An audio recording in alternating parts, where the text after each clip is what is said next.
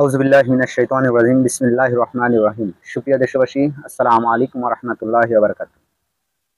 গত 5 আগস্টের পর অনেক শারীরিকভাবে অসুস্থতার কারণে ভিডিও দিতে পারিনি। তো অনেক কিছুই ঘটে গেছে বাংলাদেশের রাজনীতিতে, বিশেষ করে ঘোষণাপত্র, জুলাই আগস্টের ঘোষণাপত্র এবং তার পরবর্তীতে ছাত্রদের আন্দোলনের ডাকসু নির্বাচন নিয়ে অনেক হল কমিটি নিয়ে তর্ক বিতর্ক হয়েছে। সর্বশেষ গতকালকে দেখলাম যে ঢাকা বিশ্ববিদ্যালয়ের সকল হলে ইসলামী ছাত্র শিবিরের পক্ষ থেকে বিশুদ্ধ পানির যে ট্যাঙ্ক বসানো হয়েছিল, সেই পানির ইয়েগুলো একটা হলের কিছু ছাত্র সেটা বের করে টেনে হেঁচড়ে ফেলে দিয়েছে। তো সেই বিষয় নিয়ে দু একটা কথা বলবো। এবং দোষারোপের রাজনীতি, ঢাকা বিশ্ববিদ্যালয়ে নিরঙ্কুশ ভাবে যদি নির্বাচিত হয় তাহলে নির্বাচনে শিবির জয় লাভ করবে, এটা সত্য। শিবিরের সাদিক কায়েমের ব্যবহার এবং তার পরিচিতি, তার স্বভাব চরিত্র সাধারণ ছাত্রছাত্রীদের মধ্যে একটা তাকে ঘিরে একটা আগ্রহ তৈরি হয়েছে, এটা বলা যায়। তারপরে ইসলামী ছাত্র শিবির এর আমি কেউ নয়, এবং আমি কোনোদিন ইসলামী ছাত্র শিবিরের কোনো দায়িত্ব পালন করিনি। আমি এর আগেও বলেছি, ভালো মানুষকে যদি আপনি ভালো না বলেন তাহলে তো আপনার মূল্যবোধটুকুই থাকে না। সত্যকে যদি আপনি সত্য বলতে না পারেন, মিথ্যাকে যদি আপনি মিথ্যা বলতে না পারেন, তাহলে তো আপনার মানবতাটুকুই থাকবে না। ঠিক সেই খাতিরে আমি বলতে চাচ্ছি যে ইসলামী ছাত্র শিবির লক্ষ লক্ষ টাকা ব্যয় করে যে ঢাকা বিশ্ববিদ্যালয়ের যে পানির বিভিন্ন হলে যে পানির যে ব্যবস্থা করেছিল, সুপেয় পানির, তো সেই তার বিকল্প যদি আপনি দিতে চান, সেই শিবিরকে যদি তার কর্ম থেকে আপনারা যদি আপনাদের দৃষ্টিতে ছাত্রদল বা অন্যান্য রাজনৈতিক দলের যদি মনে করেন যে আমাদের দৃষ্টিতে শিবিরেরা সব ক্রেডিট নিয়ে গেল, তাহলে আমরা কি করব? তাহলে আপনারা ওই শিবিরেরা যে পানির ট্যাঙ্ক দিয়েছে সেখানে আপনার পানি ব্যতীত দুধের একটা ট্যাঙ্ক বসান, যে যে কোনো ছাত্র এখানে আসবে, এক গ্লাস করে দুধ খাবে, চলে যাবে, এতে তাদের শরীরের উপকার হবে। যদি না পারেন তাহলে বিশুদ্ধ মধুর ট্যাঙ্ক বসান, তারা এখানে আসবে এবং মধু খাবে, চলে যাবে। তাহলে আপনারটা হলো কি, যে শিবিরের দিয়েছে শুধুমাত্র সাদা পানির ট্যাঙ্ক, কিন্তু ছাত্র দল দিয়েছে মধুর ট্যাঙ্ক, বাম ছাত্র সংগঠনেরা দিয়েছে দুধের ট্যাঙ্ক।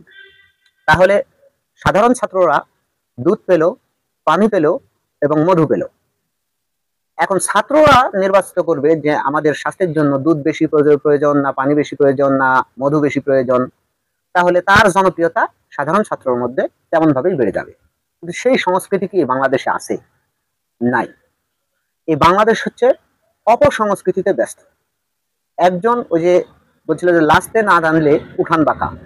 তা আপনি যখন শিবিরের লক্ষ লক্ষ টাকার এই যে প্রজেক্ট, তারা মানুষের থেকে, ছাত্রদের থেকে বা সাধারণ মানুষের তাদের শুভাকাঙ্ক্ষীর থেকে, পকেটের থেকে প্রতি মাসে মাসে তারা যে ইয়ানত গ্রহণ করে, এই ইয়ানত গ্রহণ করে ছাত্রদের কল্যাণে আমাদের রাজশাহী বিশ্ববিদ্যালয়ে যে যখন আমরা থাকতাম তখন দেখেছি যে অন্য জেলার থেকে যেসব নতুন ছাত্রগুলো আসে, তারা এখানে এসে তার অভিভাবক এবং সেই ছাত্রগণ একটা বিভ্রান্তের মধ্যে পড়ে।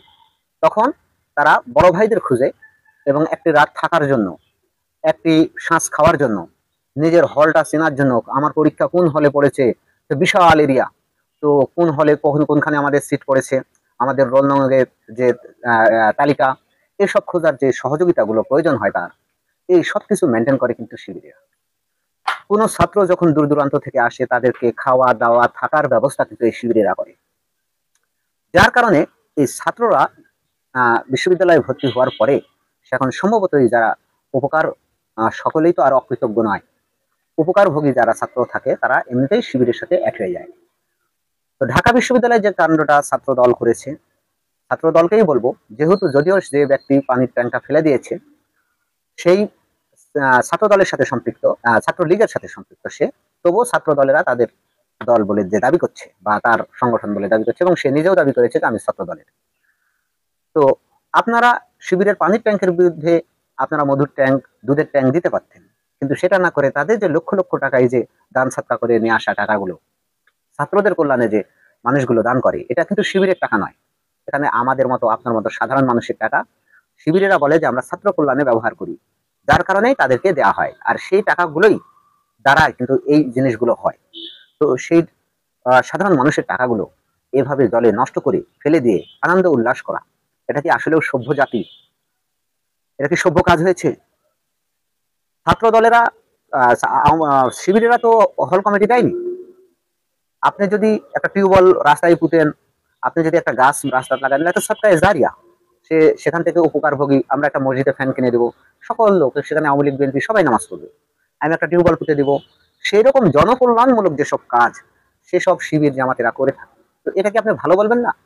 ভালো কাজকে ভালো বলবেন না? তো তার বিপক্ষে যদি আপনি আরেকটা ভালো কাজ দাঁড় করান, আপনারাও হলে হলে সে পানির ট্যাঙ্কগুলো দেন, ছাত্র কল্যাণে আপনি 1000টা ফ্যান কিনে দিন, ছাত্র কল্যাণে আপনার জায়গায় জায়গাতে 10টা টিউবওয়েল পুঁতে দিন।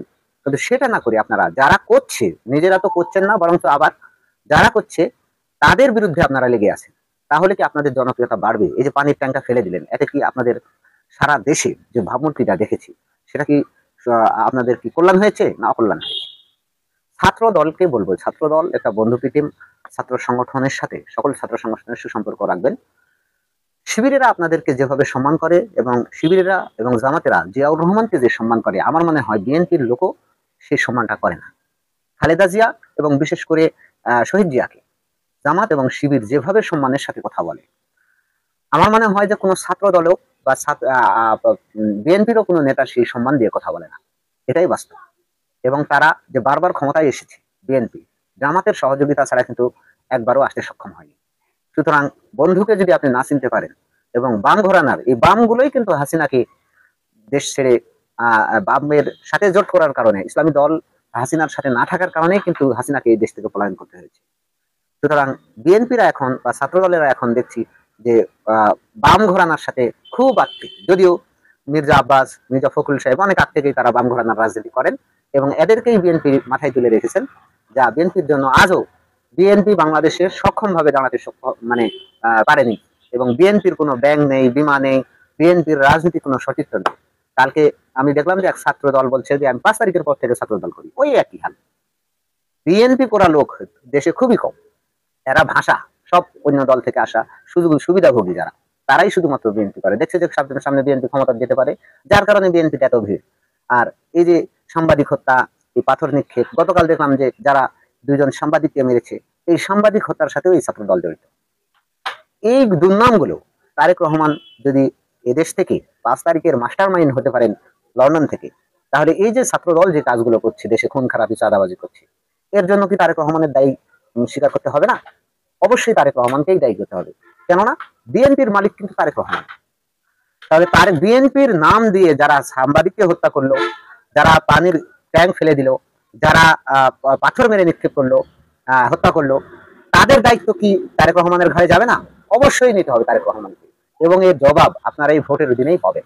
সামনে ভোট আসছে না, এই ভোটের মধ্যেই পাবেন। আপনারা এখনো সতর্ক হন, কেননা এদেশে ছাত্র দল, ছাত্র শিবির, আওয়ামী লীগ এবং জামাত এবং বিএনপি এরা যদি ঐক্য না থাকে, তাহলে দেশের স্বাধীনতার সার্বভৌমত্ব যে কোনো সময় বিপন্ন হতে পারে। শুধু জামাত দ্বারাও দেশ চলবে না, শুধু বিএনপির দ্বারাও দেশ চলবে না। জামাত এবং বিএনপিকে অবশ্যই মিলজুলে থাকতে হবে এবং এদেশে ছাত্র কল্যাণের কাজ করতে হলে উভয় সকল ছাত্র সংগঠনের ছাত্রদের কল্যাণেই কাজ করতে হবে।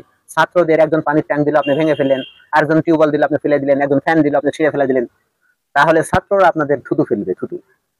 তো বিষয়টা ছাত্রদল এবং বিএনপির যে ভারপ্রাপ্ত দায়িত্বে আছে, তারা এই অপরাধগুলো যারা করছে তাদেরকে প্রতিহত না করলে আপনাদের প্রতিহত করবে এই নির্বাচনে মানুষ 100% ধরে রাখেন।